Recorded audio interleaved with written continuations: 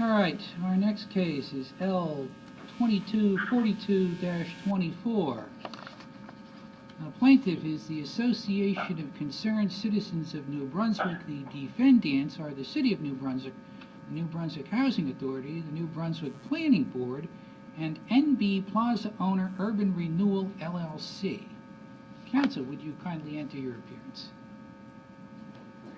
Good afternoon, Your Honor. Richard Burns, Woolens, Goldman & Spitzer here on behalf of the New Brunswick Housing Authority. All right, I understand other counsel are attending remotely over on speakerphone. Would the plaintiff's counsel kindly enter his appearance?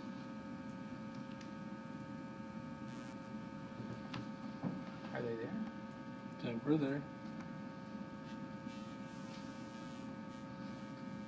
Did we lose them? Judge, Oh. yes, no, I'm here. Okay. This is Thomas Canvasos from Brock Eichler LLC. On behalf of the Plaintiff Association, I'm here with my partner, Andrew Macklin, also from Brock Eichler LLC. All right. Would counsel for the other defendants please enter their appearances?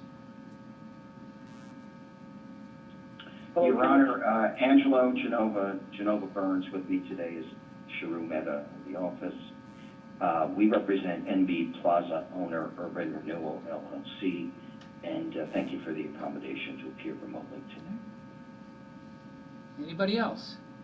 Yeah. Hello, Judge. Malcolm Thorpe and Madam Scotland and Ballman on behalf of the City of New Brunswick and the City of New Brunswick Planning Board. Again, thank you for accommodating us remotely. All right, I think that covers everybody. This is the motion of NB Plaza owner Urban Renewal to quash subpoenas. Counsel, Mr. Genova, what would you like to tell me about your motion? Well, thank you. If I may please the court, I believe we're joined in our motion on the papers as well by the other defendants, but I'll initiate the argument on your invitation. Very briefly, Your Honor, I trust you've had the benefit of a lot of paperwork here, but let me make the key points. The basic background here is this complaint initiated by the plaintiff was filed in or around April 12th of this year, and the complaint seeks to challenge and undo a resolution adopted by the New Brunswick Housing Authority, which designated my client, NB Plaza owner Urban Renewal, as a redeveloper of a certain property located in New Brunswick, and my client, an entity, is a joint venture of two entities, all reflected in the complaint. An answer was filed on behalf of my client on June 7th, and 3 days later, 8 non-parties, beginning on June 10th, were served with the subject subpoenas which are issued with this matter. The scope of those subpoenas go beyond document requests. They also seek video conferencing depositions. A synopsis of the contents of those subpoenas are that the subpoenas seek from these non-parties any and all documents of any kind related to the proposed development, any and all written or digital communications of any kind related to the defendants, the joint venture partners, NB Plaza, the entire file, paper, and digital of any and all documents pertaining to the project, and any and all documents of any kind related to any and all development projects that any of these individuals, these 8 individuals, help to finance for any municipal body in any redevelopment project in the universe. We make this motion on 2 bases, and we seek Your Honor's entry of an order to quash these subpoenas in their entirety. Our motion is predicated on 2 rules. First, Rule 4:69-4, which is the prerogative writ rule, and Rule 1:9-2, which vests in you the authority to quash or modify subpoenas. On the first point, under Rule 4:69-4, we believe you should quash these subpoenas given the nature of the action that has been brought here. As you know, Your Honor, trials in lieu of prerogative writs are decided on the record below and the agency record below. And consequently, our court rules, particularly 4:69-4, recognizes that there are limitations to the scope of discovery in that context. In fact, the rule says that the scope and time to complete discovery, if any, and I emphasize the words if any, is to be determined at a case management conference, not at the inception of a litigation 3 days after an answer is filed. In this particular case, we get to have a case management conference at law. Now, the policy considerations, I believe, that exist for this rule, and the reason why discovery is eliminated, if at all granted, is premised on two policy considerations. The first is that there's a presumption of validity that attaches to government action, in this case, the resolutions that have been challenged. And secondly, on the notion that the prerogative review is limited in the scope of discovery because it's limited to the agency record below. And the central reason for that is that in a prerogative writ action, as again, Your Honor is well aware, that the determination that the court is charged to make is whether or not the defendants in this case acted arbitrarily, capriciously, or unreasonably. So it's the record that was considered, entertained, adopted, negotiated, deliberated by the underlying public entity that is the subject of the review in a prerogative writ action. These subpoenas go well beyond what that record looks like and go well beyond the content of that record. Even though, and as I believe plaintiff attempts to argue in reply, even when discovery is permitted in the normal course, in the 450-day discovery period that's normally afforded track 4 cases, Pressler and Venero tells us in interpreting Rule 4:69-4 that in such cases it's normally inappropriate to extend discovery in prerogative writ actions such as this action. And again, part of the reason for that is that you, in your capacity as the managing judge, in the context of a case management conference, are charged with the determination and the authority to assess whether or not any further discovery is required beyond the agency record, which plaintiff is obliged to certify to and present to the court as part of their application. Here, documents in the possession of these named non-parties, and I point out to you, Your Honor, there are 8 of them. Some of them are individuals, some of them are corporations and business entities. The documents in the possession of these non-parties relating to this project and all of their finances are immaterial and unnecessary to review because the main purpose of the action is to determine whether or not the New Brunswick defendants acted arbitrarily, capriciously, and unreasonably.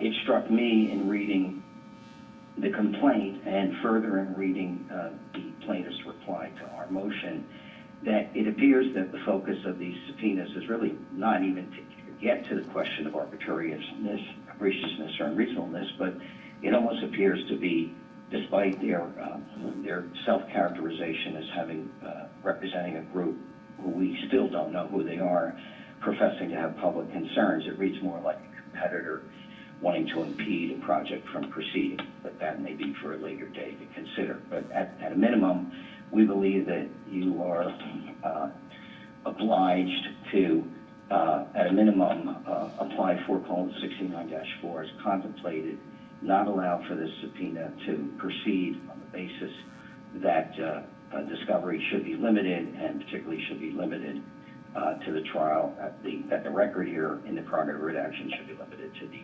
agency record below.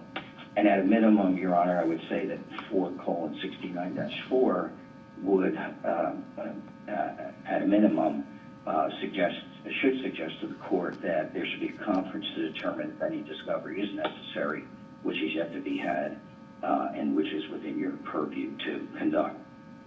The second reason that we believe these subpoenas should be quashed has to do with the application of Rule 1:9-2, and that rule provides that the court, on motion, as we've done here, made promptly, which we've done here, may quash or modify a subpoena if it's unreasonable or oppressive.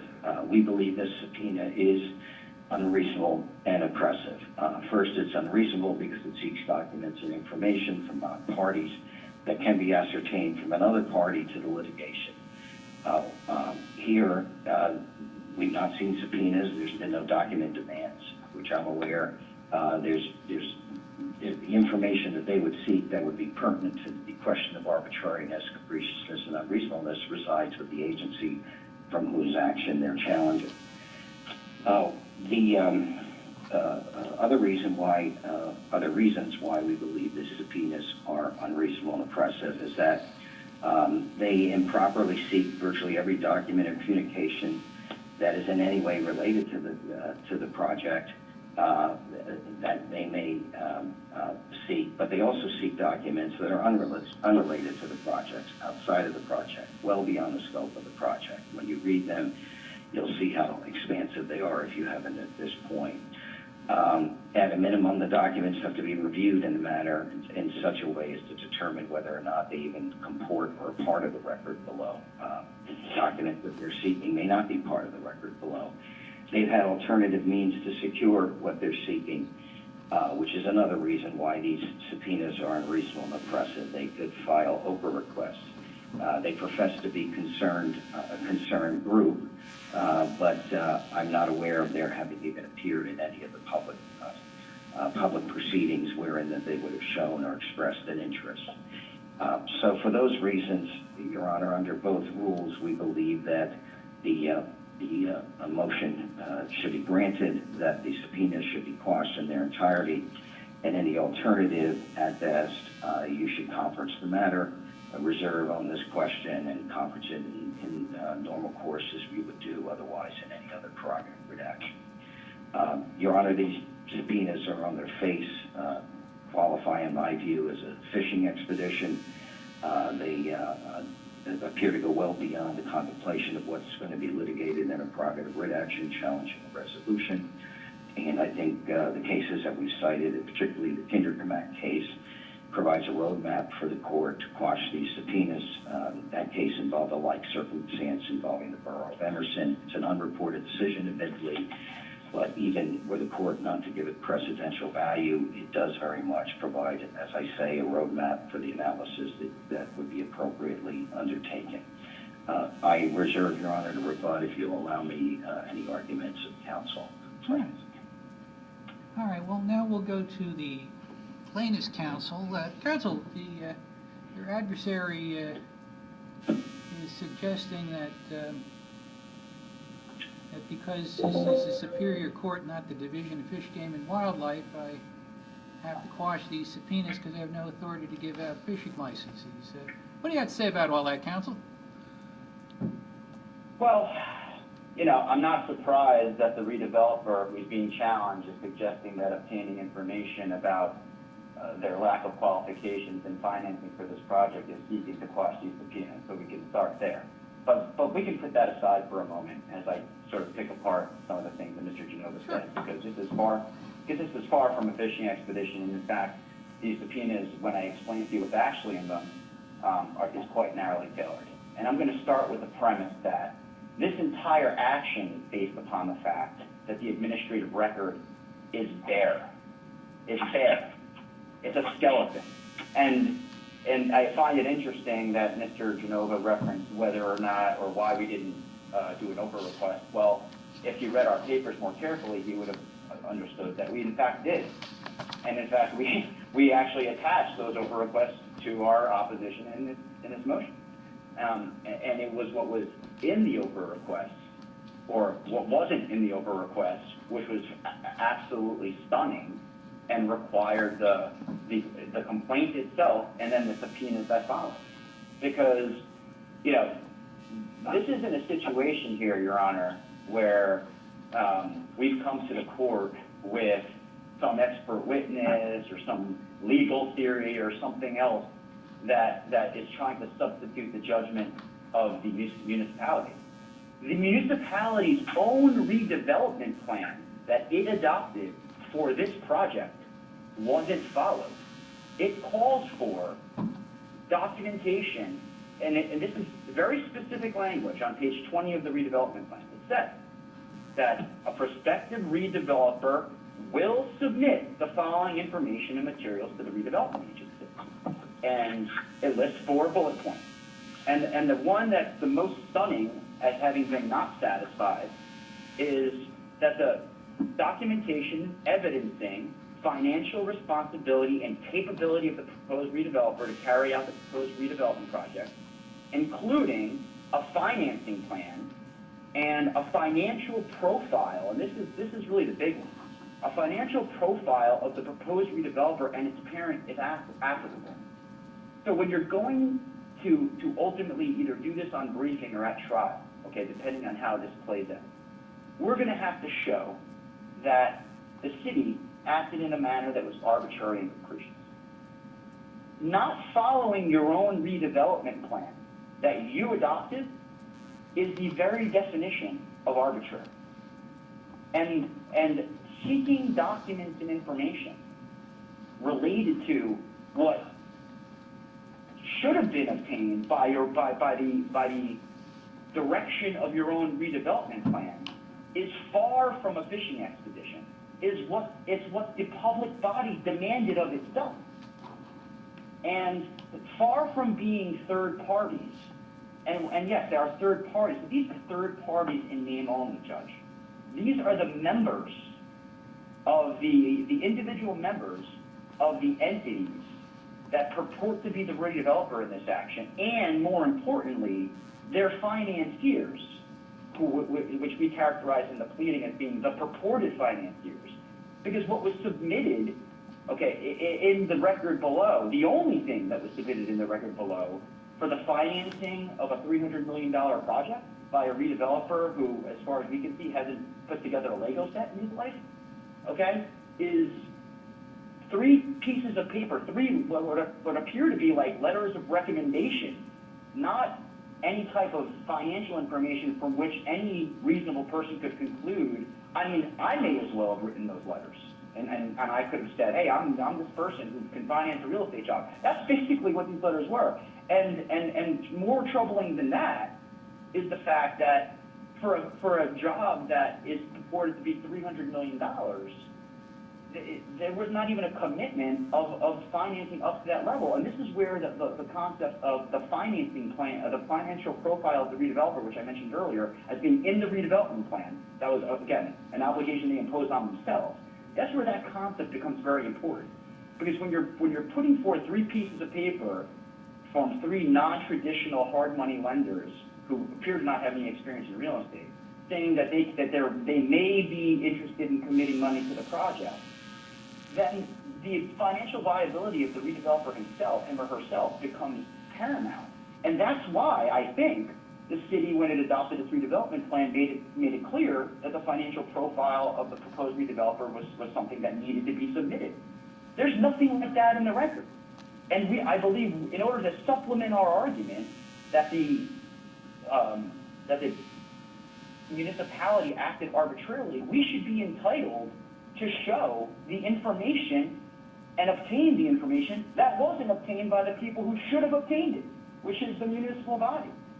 And then if you move on to the second piece of the standard, arbitrary and capricious, what's capricious and how we're going to show that is that we have a reasonable and good faith belief based upon just publicly available information, which is alleged in the complaint, that the information that will be exposed about the purported redeveloper would disqualify him from any consideration as being a redeveloper. And as far as we're concerned, that's directly pertinent to the agency action here, because again, it's what the redevelopment plan required. So this isn't a case of a fishing expedition. This isn't a case of us trying to just impede a deal. They made rules of the road to live by and then didn't follow them. And putting aside the question of why that happened, it is pretty apparent that it did. And there's nothing in the rules, and again, it's interesting the way it was framed by Mr. Genova, because I know he knows that there's no preclusion of discovery in these types of actions. There's no hard and fast rule that you don't get to take discovery. Yeah, it may be limited and it may be expedited, and that's certainly true. However, the cases we cite make clear that the appellate division has ordered discovery in these cases where factual determinations need to be made, and that there's been discovery, there's frequently discovery in these cases when matters outside of the record become important. And in this case, that's exactly what's going on here, because the allegations are not just that the municipality didn't do its job by following its own rules. It's also that the purported redeveloper wasn't forthright with the municipality when it submitted the application. And the way that it's being framed by the purported redeveloper himself, and keep in mind, yeah, there were joinder letters filed in this motion by the city, but it was mostly based upon the concept that there should be a case management conference. It was not in substance, and that doesn't surprise me. Because if I was the city, I wouldn't want to be taking a position that the discovery is unnecessary if these allegations are being made. But at the end of the day, you know, the fact that the record is so bare and that there's an absence of the information requires that there be a little bit of work done here to find out what happened. And the what happened is partly in the information being sought by these appeals. These aren't seeking every document in the end from now to the end of the universe like Mr. Genova suggested. And if that's how they're being interpreted, we're happy to narrow them down.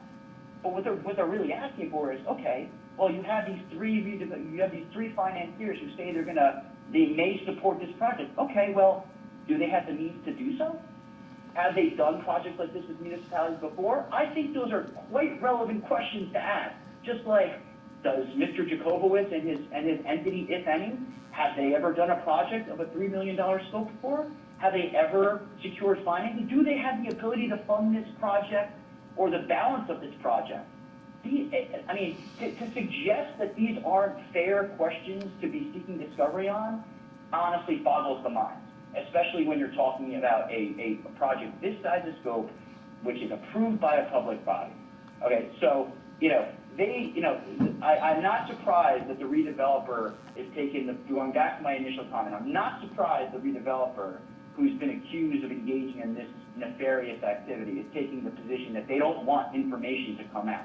And I'm not surprised that the party being challenged is trying to stop information from coming to light. And believe me, our complaint already contains just the tip of the iceberg of what we're all going to learn here eventually, okay? But at the end of the day, what does common sense tell you, Judge? Common sense tells me that when you're getting involved in a project like this, it's important to look at what the rules of the road that were set by the municipality, look at if they were followed, and then get to the question of, okay, if they weren't followed, what is that information and where can we get it from?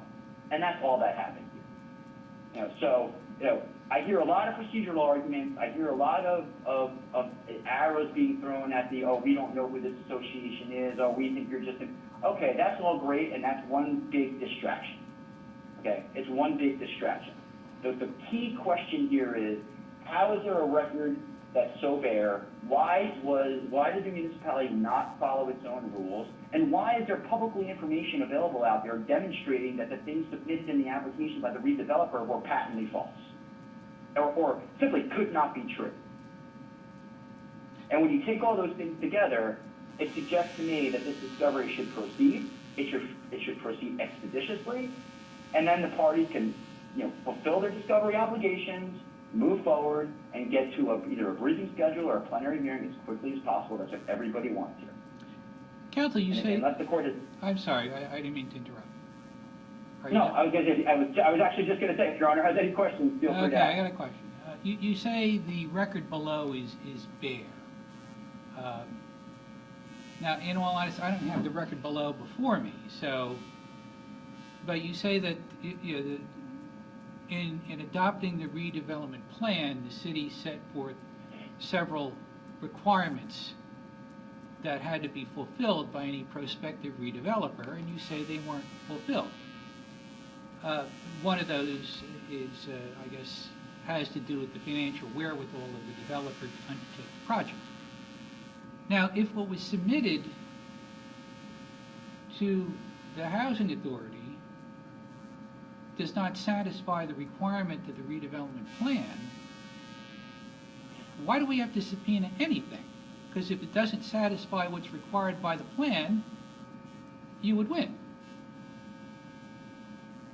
That's an excellent question, and I knew you were going to ask me that, so I'm prepared to answer it. Well, that's good. Because we believe we are entitled to supplement and buttress our argument with information which, again, going to sort of the second piece of the pie here, which is the information, if properly disclosed, would have effectively, we believe, would effectively disqualify this redeveloper. We're entitled to show that to buttress our argument that the municipality, by failing to do even the most minimal or cursory investigation,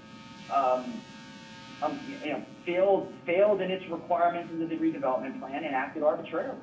And there's no better evidence to show that than actually obtaining the financial profile of the redevelopment joint venture. Because if you see a financial profile that involves, debts and inability and evictions and warrants for arrest and other things, it might suggest to the body that their vetting process failed in some respect. Okay. And certainly it would suggest to the judge hearing the case that they might have acted capriciously, which is, jump the gun, in a certain respect, is what capricious means. Jump the gun or acted sort of hastily when they approved this redevelopment without doing a little bit more due diligence. Well, I don't know about that, counsel. I mean, if what you say is true and what they submitted does not satisfy the requirements of the redevelopment plan, well, then you win. The designation of the redeveloper would have to be overturned. By forcing everybody associated with the redeveloper to engage in all this discovery, I mean, the analogy would be once you sink the ship, now you're entitled to strafe the survivors. I mean, I think that's a little. That's more that's required in this case. If your complaint seeks to overturn the designation of this redeveloper, and if the record is bare and they haven't submitted what they have to submit, then you'll get that. Why, there's no point in going beyond that.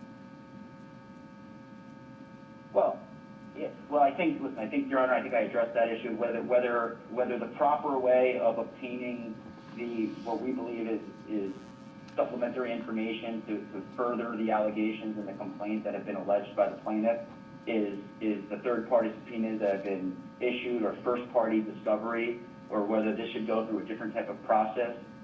That's one question. If I grant what you seek in the complaint and overturn the designation of the redeveloper, that's it. The case is over. What business would the court have? If I were to issue an order that says that Mr. Genova's client is no longer the redeveloper, at that point, what business does the court have to take all the principles of his client and subject them to discovery? That's true. Your Honor, that's true. If you were to issue a ruling that vacating the redevelopment resolution, Then you're you win. absolutely right. There would certainly not be any need for discovery then. Right.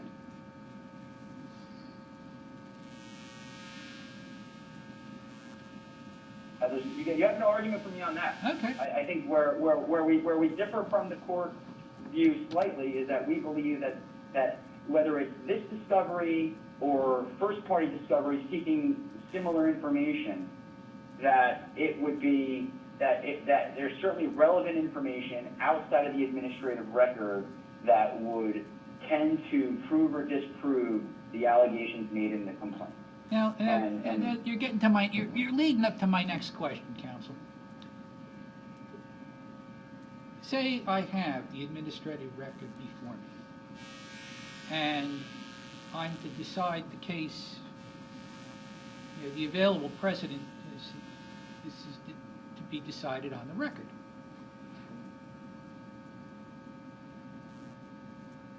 It would seem to me that I decide this based on what information the commissioners of the Housing Authority had before them when they made their decision, not information that they might have gotten or may get afterward.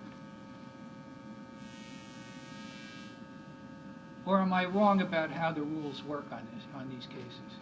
Well, I think that Mr. Genova overstated the concept that no discovery is permitted in this case. I think the case. I mean, there may be discovery allowed. Let me ask you this. Did you Yeah. issue subpoenas to the city, the planning board, and the housing authority for this information? Oh, we did, no, we did not. All we did, but we did, Your Honor, so that you understand that we did not, that this was not some kind of haphazard action. Before we ever filed the case, in fact, I think at least a month and a half before we filed the case, or at least a month, we went through the process of getting Oprah requests out and got those documents and reviewed them. I mean, so we certainly did our due diligence in that respect so that we could understand what happened below. Is it possible so that there might be something out there that they didn't have to disclose under the new version of Oprah? I can't speak to that, Your Honor. I suppose maybe there is. I suppose maybe there's information that someone has regarding the redeveloper and their financial profile that we haven't seen yet.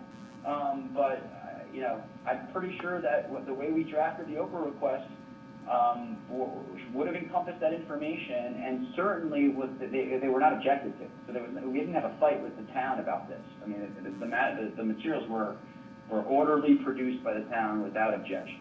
Mm-hmm. Yeah. So while it's possible, I can't say for sure. It seems unlikely to be done. Well, let me see what the counsel for the housing authority's got to say. Counsel, anything you'd like to add? Good afternoon, Your Honor. Yes, I would like to address a few points. Sure. Beginning at the beginning, not of history, but of the redevelopment plan. The redevelopment plan here is a non-condemnation redevelopment plan. That means the property owner, the Abundant Life Church, retains all rights of ownership over its property. This is not a situation where the New Brunswick Housing Authority has the ability to condemn the property and to convey it to a redeveloper.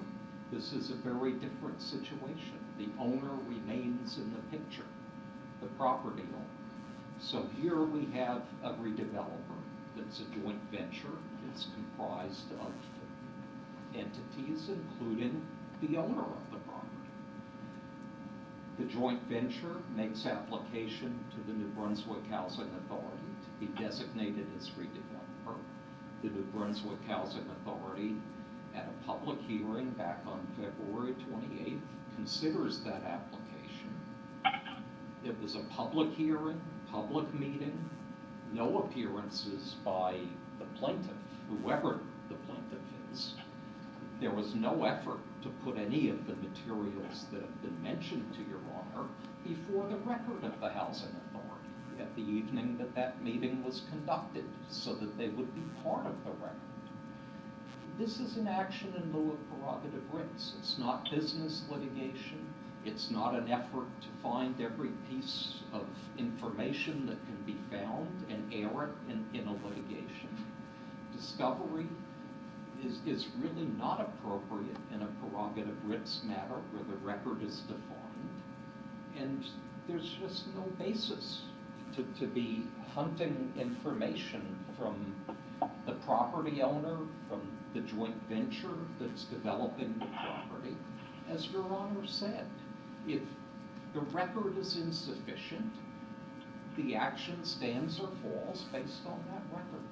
Now, there's been talk about an Oprah request that was made. That is attached to the plaintiff's papers.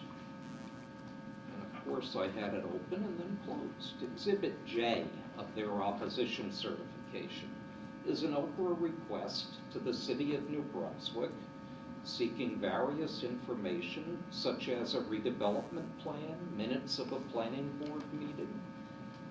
There's no indication of what was provided by way of response, and there's no indication whatsoever that they even reviewed the Housing Authority's file.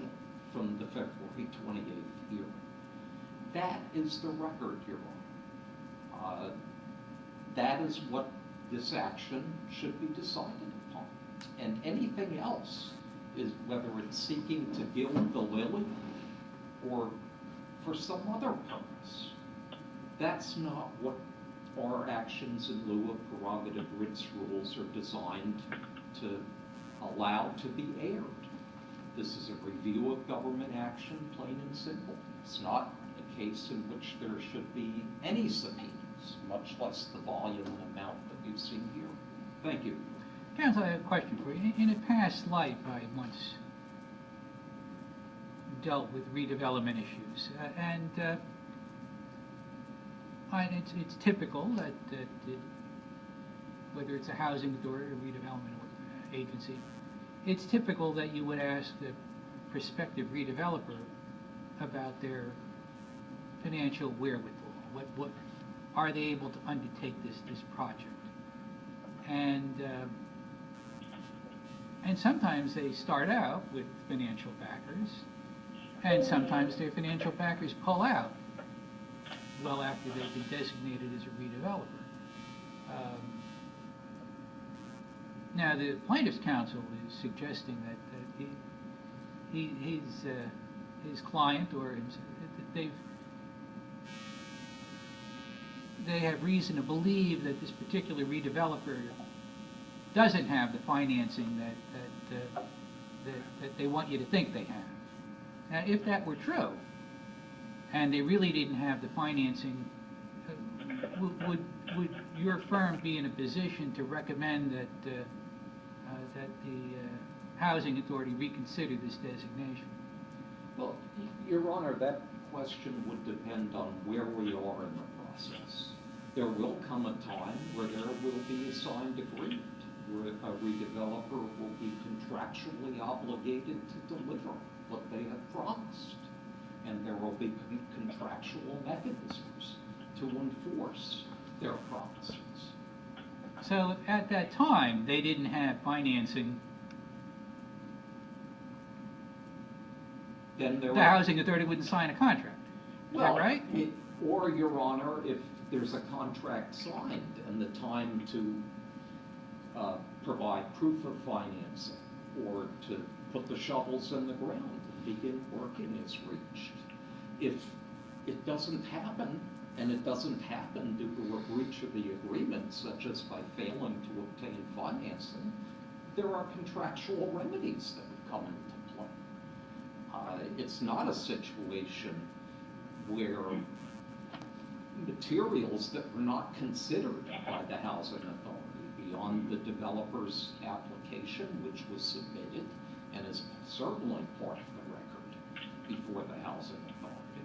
Now, the process for selecting a redeveloper, was this an open RFP process? Your Honor, it is not, and particularly... It was not? Particularly in a case such as this, the property owner retains ownership and control over its property. The property owner, in a way... So the property owner brought the redeveloper to the table? Yeah, the property owner, if it wishes to undertake development, goes out, partners, finds somebody, whatever they do, to bring the project to life. That is what happens in a non-condemnation project. It's not there is no condemnor, Your Honor.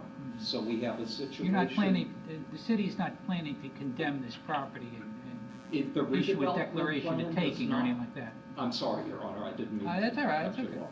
The redevelopment plan has it classified as a non-condemnation project. Under the local redevelopment and housing law, you essentially have to redo the process at the municipal level involving the council, the planning board, and a legislative determination to change that. And So what's the worst case scenario if this redeveloper really doesn't have financing and can't get financing? What's the worst case scenario? The project never happens? Well, Your Honor, depending on whatever contractual remedies there might be in an agreement, it might mean it doesn't happen with that redevelopment. It doesn't mean it never happens. It means there has to be some effort to find somebody. Find another redeveloper. Yes. Okay. All right, what would By council... by the property owner, Your Honor, this is Mr. Genova. I just want to get the, give a chance for council, for the city and the planning board a chance to weigh in on this. Then we'll go back for everybody else one more time. Yeah, thank you, Your Honor. You know, we join the arguments of Mr. Genova and the other defendants in this matter. Essentially, the New Jersey court rules are clear regarding the process in which discovery, if any, is supposed to be, you know, distributed, and we feel as though that discovery is not necessary and the underlying record should control here.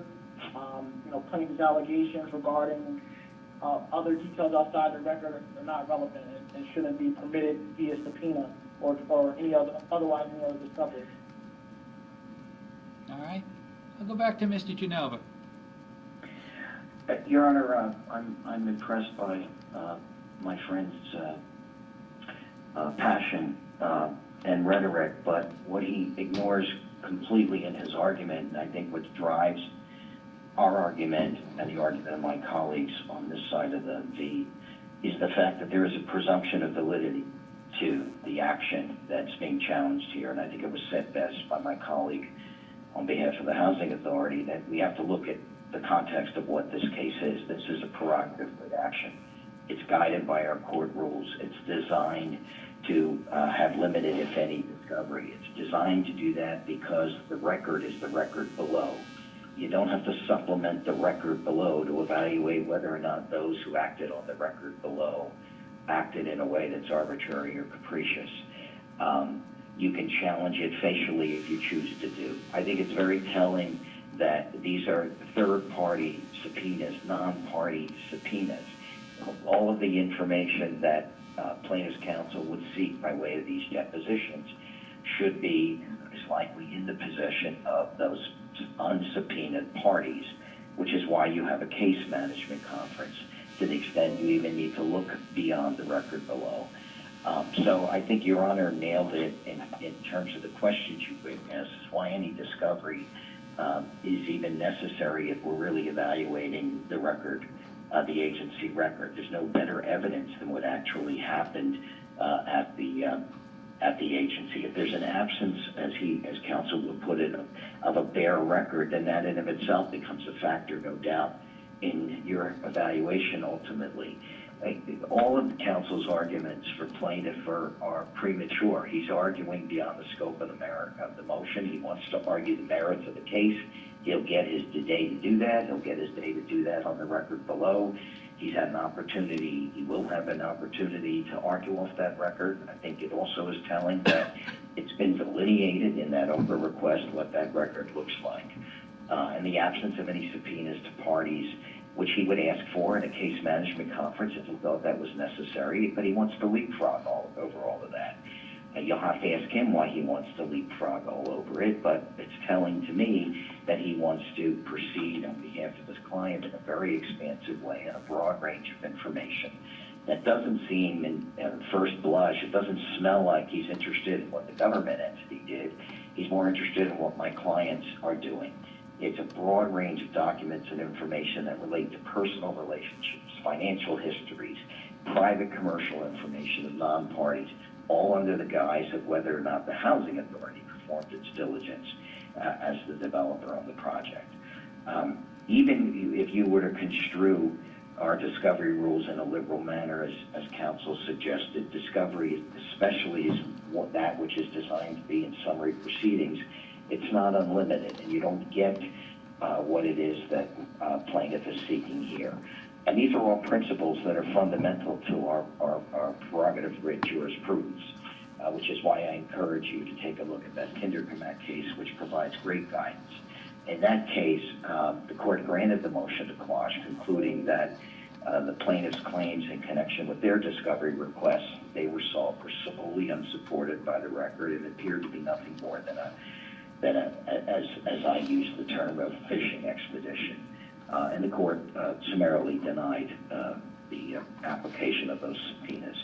And likewise, these are both subpoenas, duces tecum and testificatum. There's no initial right to discovery in a prerogative writ matter. We believe in accordance with that rule, absence a showing to you in a case management conference that's necessary. The scope and time to complete discovery is to be determined at your case management conference on a case-by-case basis. And we may have exhausted in this motion what would otherwise happen in that case management conference. But the pretrial conference is mandatory in actions in lieu of prerogative writs, and that's the Willoughby case that we cited. So, Your Honor, I think that these subpoenas are nothing more than a design to harass, to introduce more into this than is necessary for the evaluation that has to be done on this complaint. And I still don't know who's bringing the action. I know the lawyer's bringing the action, but I don't know who all concerned citizens are, and maybe we can learn that in this proceeding. At a minimum, we should learn it in the case management conference, because I still don't know whether or not I can raise questions of standing and other issues. All right, let's go back to plaintiff's counsel. Your Honor, there is an effort here under the guise of process and procedure to construe subpoenas that are narrowly tailored to the case at hand, the redeveloper at hand, and the principles involved in the redeveloper and the aspects of the application that was submitted related to the direct requirements of the redevelopment. There's an effort here to hide the information that we believe has either been fraudulently presented to the city or purposely omitted from the city, and under the guise of procedure and under the guise of a fishing expedition. Well, I can assure you, Your Honor, if you review our papers and the subpoenas, you will conclude that we did not ask for anything here that the municipality should have asked for had it followed its own rules.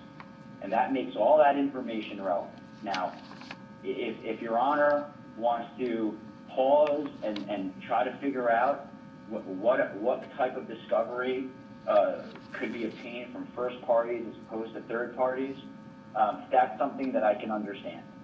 But the idea, when there is case law that we have attached to our briefs that makes it clear that you can get discovery in a prerogative writ action, it's just going to be more limited than in a normal business litigation. And especially in light of what Mr. Burns identified earlier, that this is a situation where it's a non-condemnation, I think that actually gives rise to a greater amount of potential problems and need for discovery in that scenario. Why is that, counsel? It's almost as if because the city didn't have to condemn any property, that they didn't really care who their redeveloper was. I mean, if you want me to be blunt, I mean that's. Well, usually in most land use applications, the municipality doesn't really care about the internal workings of whatever corporate entity that wants to build something and seek site plan approval. Understood. Maybe they don't care as long, yes, but so long as the nominee is someone who has the capacity to do the work and is qualified to do so and has the financial wherewithal of doing it, yeah, they shouldn't care.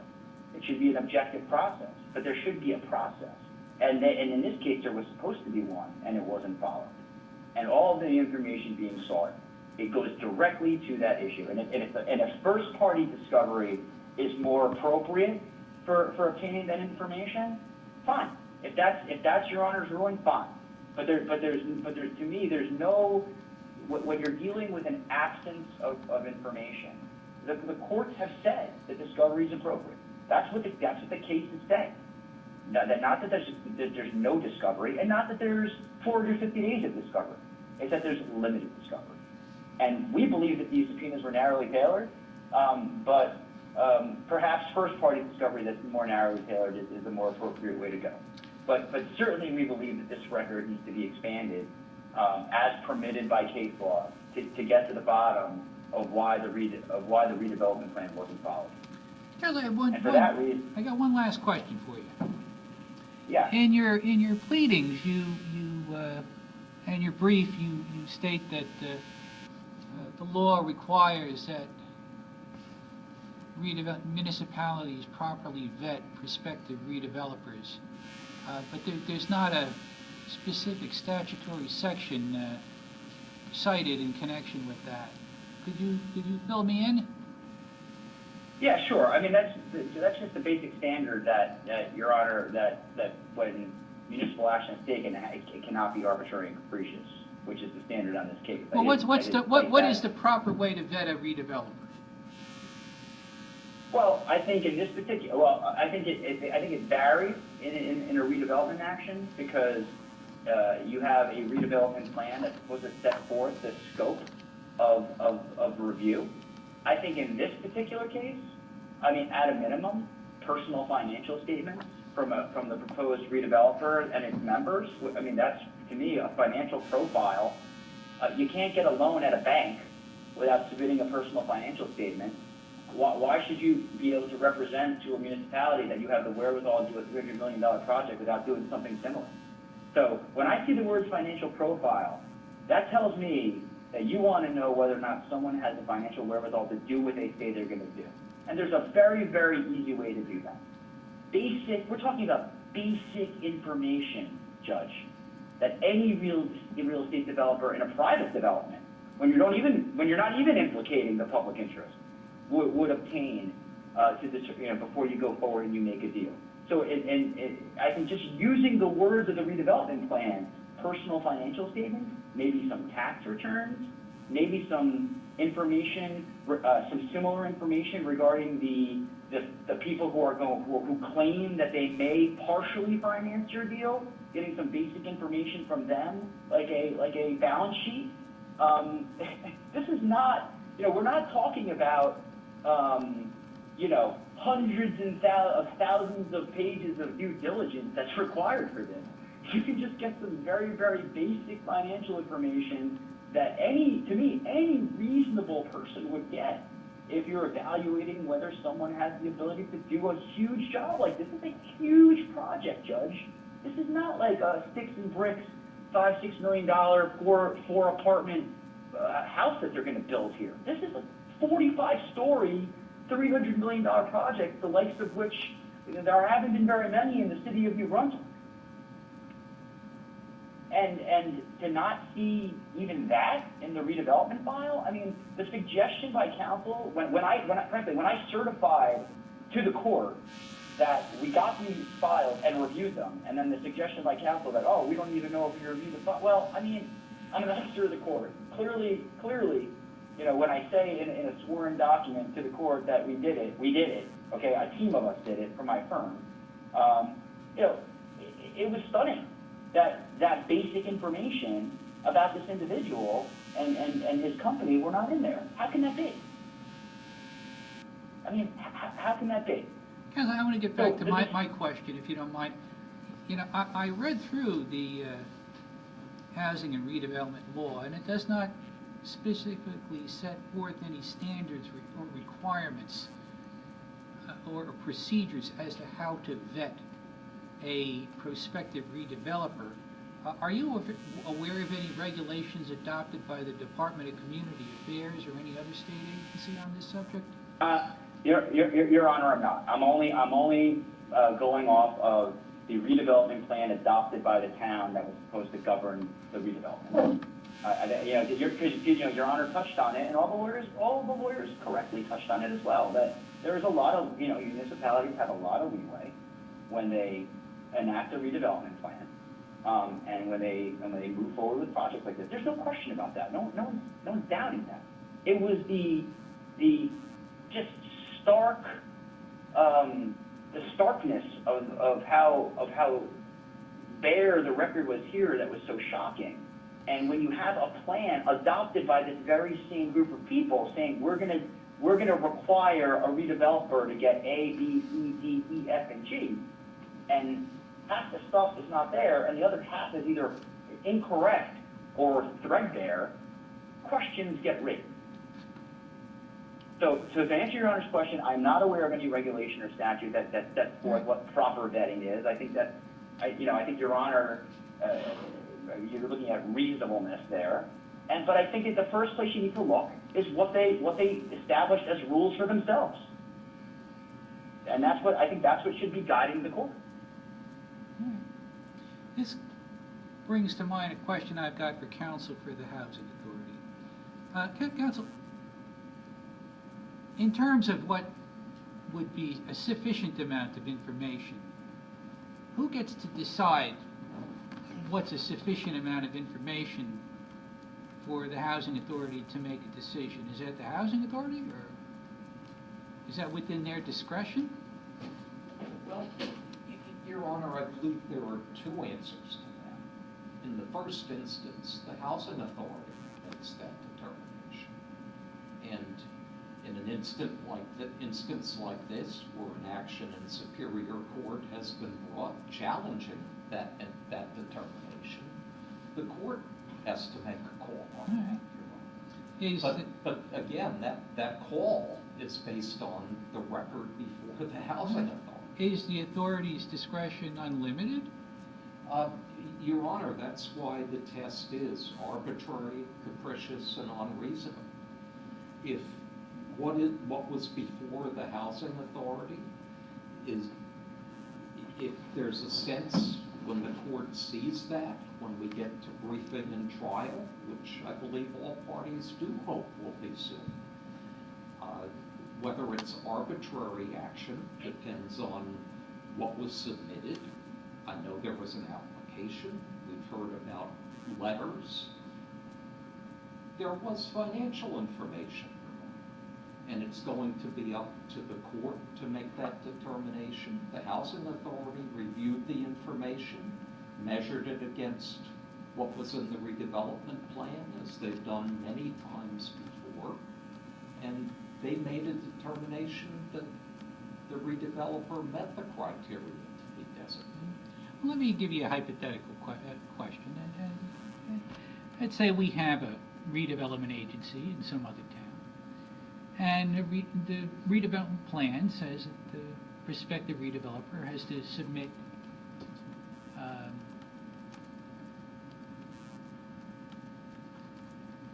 a statement as to experience in similar projects, and also has to provide the agency with financial statements as to whether or not they could undertake this. And the agency gets an application from, let's say they call themselves Joe's Fly-by-Night Redevelopment Agent, Redevelopers and Bar and Grill. For experience, they say, well, we did the Burj Khalifa in Dubai and the Taj Mahal in India, and they claim the Taj Mahal to have been a residential redevelopment, notwithstanding the fact it's a mausoleum. And their financial statements have numerous mathematical errors and are handwritten in crayon. Now, if the agency would say, well, they ticked all the boxes, they could be the redeveloper. Could a court find that to be arbitrary and capricious? Your Honor, It's an extreme example, setting aside the title, because I would never judge something by the title. Under Your Honor's scenario, is there, I believe what Your Honor suggested is there's a checklist, and there are these things submitted, albeit in crayon, and albeit causing some head scratching, particularly about the other projects. Your Honor, I think that the answer to Your Honor's question is that the authority making that determination is entitled to act as it sees fit based on the record before it. And its action is subject to review. But to determine whether it's arbitrary, capricious, and unreasonable, we don't The need standard to... is whether or not they have a rational basis for making the decision. Yeah, yes, Your Honor. And to address that issue in Your Honor's hypothetical, you don't need to depose the keepers of the Taj Mahal, and I'm horrible at pronouncing the Dubai development, but you don't have to go to Dubai and get that information either. You're reviewing what that agency made its determination on. Okay, Crayon would be a giveaway, Your Honor. okay. So discretion is not unfettered then, okay. No, and that's exactly what a court has to do on Okay. review. All right. Was it a proper exercise Okay. of discretion based on the record? I get it. All right, counsel, I would, this is an interesting case, and I'd like to pose hypotheticals to you guys all day long, but I got another case coming in. So here's what I'm gonna do. Before we start issuing subpoenas to people who are non-parties, I think we should start with the parties and see if there is a sufficient record for the court to make a decision. So I will grant the motion to quash with certain conditions. I'm going to direct plaintiff's counsel to issue subpoenas to the named parties and obtain the information. I mean, if they've already sent it to you, they've already sent it to you. They can say that. If it came in the Oprah response, they don't have to Xerox it twice. But I want to know exactly what the commissioners of the Housing Authority had before them at the time they took this vote. We should have a transcript of the proceedings of the Housing Authority on the day they took the vote. Anything else in the run-up to that, counsel, if you think is pertinent and it is part of the record, if there was like the adoption of the redevelopment plan by the planning board and the governing body, if you think that's pertinent, well, you put that in your subpoenas. What we'll do, we'll get all that together, and then we'll have our case management conference, and if there's any gaps in the record, maybe I'll authorize some additional discovery. I think that's the place to start. And so the next question I have for everybody is, when do we want to have our case management conference? Your Honor, can I be heard before we get to the case management conference, Mr. Yeah, Shmoop?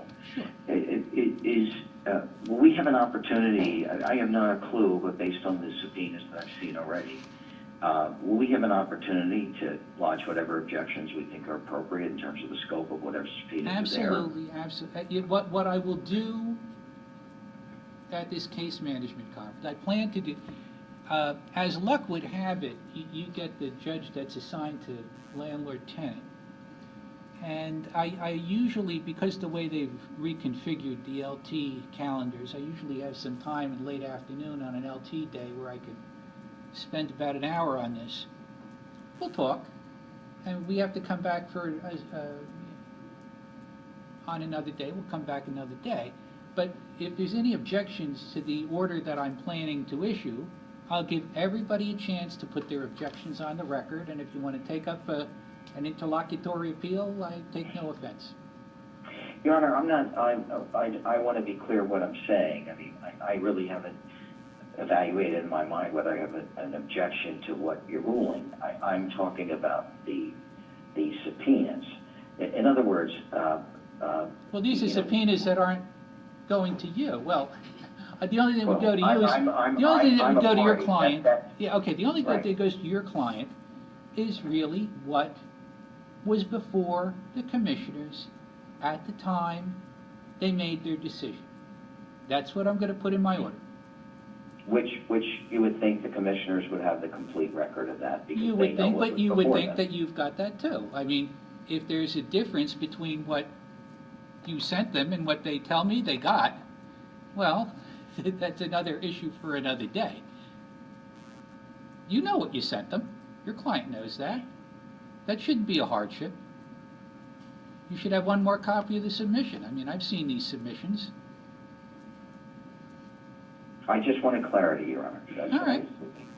Anything else? Your Honor. Can we, one other thing, can we get the identity of who the principals are in the plaintiff's organization? We don't know, we haven't been able to identify who this entity is. I mean, first of all, you're presupposing you're entitled to that information, which I don't believe you are. And number one. And number two, we have signed documents from numerous people in New Brunswick who signed on to being part of the association, in addition to someone who I believe was supposed to have a program today. Well, you know what, Mr. Genova, I'm happy to produce those. here's how we could handle that. That could be a subject for a case management conference. If you would like to That have works. discovery as to Works the for me, identity of yeah. who these concerned citizens are, bring it up then. Thank you, Your Honor.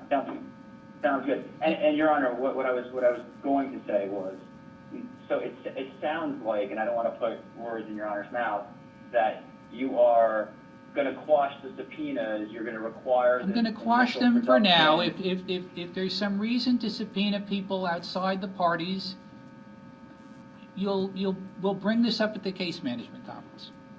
Okay, and Your Honor is not ruling today that we are going to be foreclosed from additional first-party discovery. That will be subject to the case. That's subject to the conference, case management conference. right? Okay, very good. And we've All right, thank you. reserved all rights, with respect to those. Right. Yeah, and my assumption is that, I mean, we keep talking about subpoenas, but if it's parties, we're really talking about document requests. Yeah, that's true, yes. Okay. Your Honor, So what's a good day for you guys? Your Honor, may I Go ahead. raise one issue? One, Your sure, Honor Counsel. mentioned subpoenas and document requests. Rule 469-4 requires the parties to submit before a conference a statement of factual and legal issues, and typically that's accompanied by, and I believe the rule refers to, a potential exhibit list. So there's a mechanism already without There's a subpoenas mechanism. and You know what? document Look. requests. You're going to get subpoenaed as to what the commissioners got on that day. What information they had sitting on their desk was sent to them in their packet of mail, and you've got that. That's Understood, Your Honor. This is We're not. after I'm the not. I don't record. want to do anything that's going to be arduous to anybody. Once you get that, you could send it all to me in preparation for the conference, and I'll know what the record is. Once I know what the record is, then the plaintiff's counsel can say there should be more. We should know more about the people within the redeveloper, and Mr. Genova can argue that we should know more about who these concerned citizens are, and I'll make a decision. Thank you, Your Honor. So, can we pick a day? I'll give you a couple. Sure, Your Honor. I'll give you a couple of suggestions. I would want to do this at a 3:30, so I can make sure I can be done with all my LT cases. We're in August, the 19th, the 21st, the 26th, to 28th. I hope I'm not messing up anybody's vacation. 28th is best for me, and that works. Okay. And actually, 26th is good too. Okay. 26 and 28. 26th. Not the. Yes, actually, yeah. I'm not coming in on 26th, Sunday. 28th. The sheriff is going to kill me with an overtime. Yeah, all three of those days, the 26th through 28th, Your Honor, are great for the plaintiff. Okay. Your 20 Honor, the Your Honor, I will not be, but that doesn't mean my office won't be participating. Okay. So, The 26th or the yeah. 28th is okay for your firm. Yes, somebody will be participating. Okay. And Your Honor, the 26th is fine. I will be away the end of that week. Okay. So we'll do this on the 26th at 3:30. Very good. Have a nice weekend, Judge. Thank you very much. Thank you, Your Honor. One Bye-bye. thing that I am going to put something in the order that I'd like to see the discovery a week before. including a transcript of the Housing Authority meeting. Any issue with that? Your Honor, the plaintiff has the obligation to produce a transcript. They certified Correct, that Your in Honor. the complaint. Okay. So- Do you have a transcript, counsel? Yes, I believe I do, and if I don't, we'll get it. But I'm Okay. pretty sure we do. All right, I just want to I just want to see the record, and then I'll make a decision on whether the record is sufficient. Okay, All right. very good. Okay, thanks, guys. Have a good weekend. All right, yes, you too. Thank you. Thank you, Judge.